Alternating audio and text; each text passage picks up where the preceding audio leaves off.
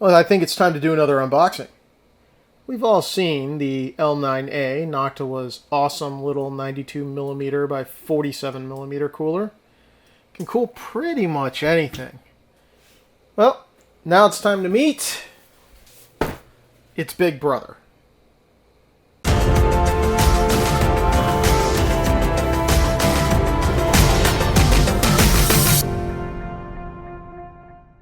Okay, so today we're going to be unboxing the Noctua NH-D15 Chromax Black Cooler. I'm excited about this because this is my first Noctua Chromax that I've unboxed. Typically Noctuas, they are brown, and this one is black. So brown that it even extends to their packaging. I mean, you take a look at that box, that is a very brown box with brown everywhere. Brown. Now this is obviously going to be one of their black on black lines, although they did sneak a little brown into that box. If you look at the edge there, there's brown going down to the corner. Typical Noctua, the box is actually really good looking, made of high quality materials, and it actually has useful information on it, specifically the specs. Now this is a very large cooler, clearly, obviously, I mean you already guessed it. 165mm height, and it weighs with the fans 1.3 kilograms. So don't go carting this around for LAN parties all the time. This is really meant to sit still. Inside of it, they list everything that's in the box, and that should be the heatsink, 2 of the NF-A15HS PWM fans. Wow, that is a mouthful. 2 low noise adapters and a Y cable for the fans themselves, so you can split them. Now the nice thing is that these fans are really high quality fans. They're not cheapening out with these fans. These are the NH-A15HS-PWM. If you go on Amazon right now, at least when I did, they're going for $26 each. The cooler itself goes for about $89. So a lot of the price of this is the fans themselves. They're 140 millimeters. They spin at about 1500 RPM. And they are very, very quiet. Noctua rates them at maximum of 24.6 decibels, which is very good. If you'd use the low noise adapter, you're talking 19.2 decibels. I doubt you'll even hear them over the rest of your ambient noise. So going to the side of the box, actually kind of neat, wraps around, it's glossy. I don't know how well that's going to get picked up. You also have another diagram of the cooler. They also show that it's a cutout for the RAM, so this thing does not necessarily interfere with your RAM too much. You may not have to buy the ultra low RAM that some people have to buy. Let's open her up. Okay, so inside, typical Noctua, you've got your accessories box right on top with the, oh geez, Secufirm 2? Secufirm? I don't know. It's whatever it is. But inside the accessories box tells you everything that's on it. It's going to show you, diagram everything that's supposed to be there, and where basically, so you make sure you're not missing anything. It opens from the side. Oh, here we go. Typical Noctua fashion, you've got your common parts. Now these are pretty common. You'll see these in pretty much every Noctua. You've got your Y splitters for power, in case you need to just come off of one motherboard port. You've got an extra fan clip. You've got your low noise adapters. There'll be 2 of them, 1 for each fan. You've got your Noctua NTH1 thermal paste.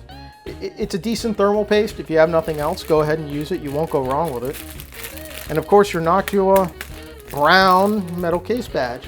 This is one disappointment. If I'm buying the Chromax, I kind of wish it was black. You know, at least it looks brown. Yeah, it's brown. Brown, brown, brown. Alright. Included is actually a really nice tool. You're going to need this when you're screwing stuff in. This cooler is large. This is the size of a regular screwdriver. Your typical Noctua, congratulations on purchasing Noctua. Not thank you, but congratulations, because Noctua. This is also the manual. If you open it up inside, you have all the instructions on how to put this on. Now this will fit pretty much any motherboard with the exception of Threadripper. Threadripper is a beast in and of itself. So, but this will go ahead and fit on a socket 2011 or whatever the highest end socket motherboards are at this time. Now, nice thing here, they actually made these pieces white and black to go with the aesthetics. These are your spacers, your gaps, and your screws. Also here, adapter clips. Inside, the Secufirm, God, I hate saying that, base plate. This is the 115X. What fell from there, let's find out. One of the adapter brackets. The other one's right here. And inside you have more mounting hardware. Okay. Now if you have an older model of this, which is, you're not going to have an older model Chromax, but if you have one of the older model ones, you may have to get an adapter for the for Ryzen. AM4 is supported on these, but sometimes some of the older ones did not support AM4, so you'll have to go ahead and get that. Check with Noctua's website. Their website's actually very good at telling you what these are compatible with. They'll even give you how much you can overclock a CPU with it. One of the nice things is you can go on there, you can look up your CPU, and you can find out how much you can overclock it at any given time. This will actually is rated to overclock the 18-core 10/9 series from Intel, so that's quite a bit of thermal displacement that these things are going to go ahead and absorb. Now, how much will it overclock? I don't know, but I don't have one to test, but I imagine not too much, especially when people aren't getting too great of an overclock and they're using 360mm rads on them. So, thick packaging, and now we're going to get into the box itself, and God, I love Noctua's packing. We've got one of the fans here, nicely packed. I guess there's another fan in there somewhere. Oh, there we go. Noctua NH-D15 heatsink. It's a box unboxing. Boxes in the box. Nothing else in this. Go ahead and move it. So let's go ahead and open this one up. Okay, it's going to open up a little funky. Oh, there we go. Noctua NH-D15. That is a beautiful piece of hardware right there.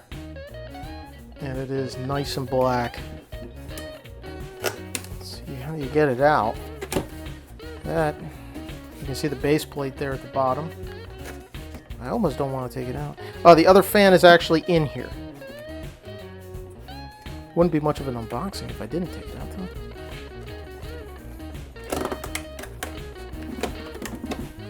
Oh. Silly me, there's another latch down here to unbox the box.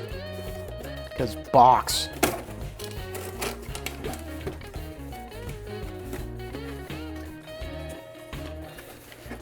Another one. Here's the camera shifts. Put that back. Whew, this thing is in very secure. There we go. We've now released it. Released this beast.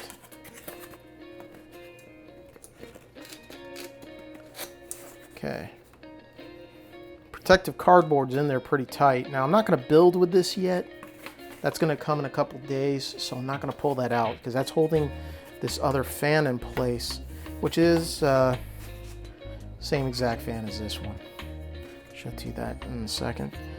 It is a good looking cooler. This is a really nice nickel plated black. It is it's weird to say it's blacker than I thought it would be. I just put my hand right all over this, but you can see how reflective it is. It's really nice. Very well polished, very well taken care of. Compliments to Noctua. Now, let's take a closer look at the fan. There we go. Did a little sandwich of fan there. All right, so this is the Chromax version of the 140 millimeter fan, the NF-A15 HSPWM. Thick blades. Now, this is a good looking fan. And let me go ahead and grab a different Noctua fan for comparison. I got one floating here. This is a typical Noctua fan. So, I mean, you can kind of see the difference. It is pretty massive when it comes to these. Like, I don't even want to use this anymore. I really don't. I just want those. Noctua is going to make a fortune reselling the black fans because I don't want to use the brown ones anymore, and I don't even have a case window. I just want to have the black fan on principle. All right, so that's pretty much all of it. You know, it's a nice cooler. We're gonna have it's well protected, well packed. Noctua gets a lot of points for it. My own kind of silliness put a giant fingerprint on there, but I can take that off. So I'm not too worried about it. But great cooler, well built, very solidly built, and look forward to the build video. I'll be putting this in Retcon Raider's new computer, and we'll be cooling an 8086K, which is a notoriously hot CPU with it. That's it for now.